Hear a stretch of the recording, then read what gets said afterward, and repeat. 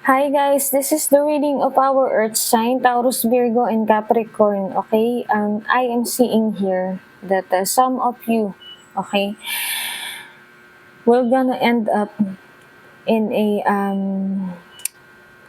suddenly chaos. Okay, merong kaganapan na isang kaguluhan, isang away sa family na magkokos ng hiwalayan dito sa marriage life mo. Okay?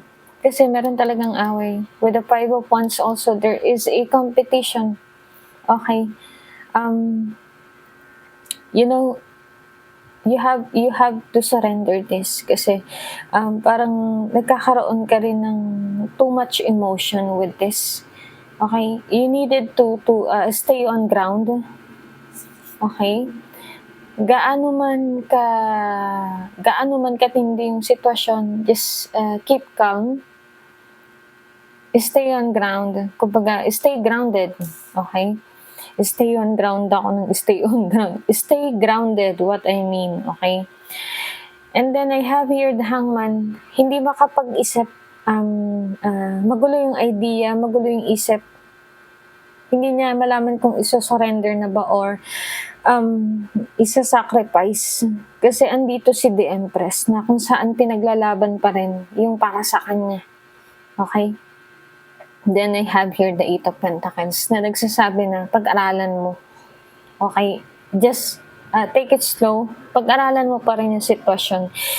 Pero what I am saying is meron talagang suddenly there will be a chaos in the family. Ayan o. The tower moment, there will be an ending. Huwag kang mag-alala kasi itong ending na to talagang nakatadhanang mangyari. Kasi all of you in the family must learn their lesson. Okay? Kasi parang may nangyari dito na tumaas yung lipad, naging mayabang, naging, kumbaga nagmalaki. May pangyayari dito na ganun, guys. Okay? Tapos nandito kasi yung Four of Wands na talagang magkakaroon ng hiwalayan eh. Ito kasi marriage to, yung Four of Wands natin. Okay? This is symbolizing a marriage. Okay? A couple. Okay? And then the Five of Wands, merong competition, merong arguments, ganyan, merong hinahatak pababa, merong crab mentality sa family. Okay? Merong naiinggit, kinain ng inggit, ganyan. Okay? Kaya magkukos ng the tower moment na which is inallow ni universe na mangyari kasi everyone in the family of you, earth sign, must learn their lesson. Kasi kailangan matuto at ma-realize ng bawat isa yung kamalian nila. Kasi I feel like merong nakialam, okay? Kung hindi naman, let's say in the other scenario, pwede din naman na this is about the third party, okay? But I didn't feel na this is about a third party. I feel like this is about the family issue. Okay? This is about the family member issue na possible na nangyari na or mangyayari pa lang. Kasi meron ng kaguluhan, may away na may argument na sa family with the Five of Wands. Okay, kaya sinasabi ni Queen of Cups is what I am advising with this Queen of Cups, okay, is for you to keep calm. Okay? Kasi this is your nature, to keep calm. Kalmado ka talaga, Earth sign, Taurus, Virgo, and Capricorn. Kasi ito yung energy ninyo na kalmado talaga. Okay, pero mag-ingat ka sa mga tao na pinagkukwentuhan mo at lubos mong pinagkakatiwalaan, guys. Kasi yung tao na kaisa-isang pinagkakatiwalaan mo ay maaari ka ring traidorin in the future. Okay? When we say family, this is not about blood.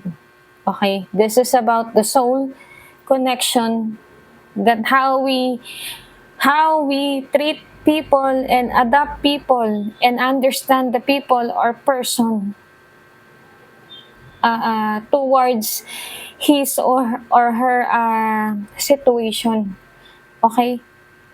Meaning, hindi about sa dugo ang pagiging family. Ang pagiging family na tunay ay kung papaano mo tanggapin yung isang tao. Okay? Kung papaano mo mahalin yung isang tao kahit na hindi ka kadugo niyan, kung marunong kang respetuhin siya, tanggapin siya, at naiintindihan mo yung kalagayan niya, that's already a family. Okay? Ang family hindi lang about sa dugo. Tandaan nyo yan, guys. Okay? Kaya kahit family mo, mahirap magtiwala. Okay? Kasi, hindi natin masabi eh. Ganun talaga ang buhay.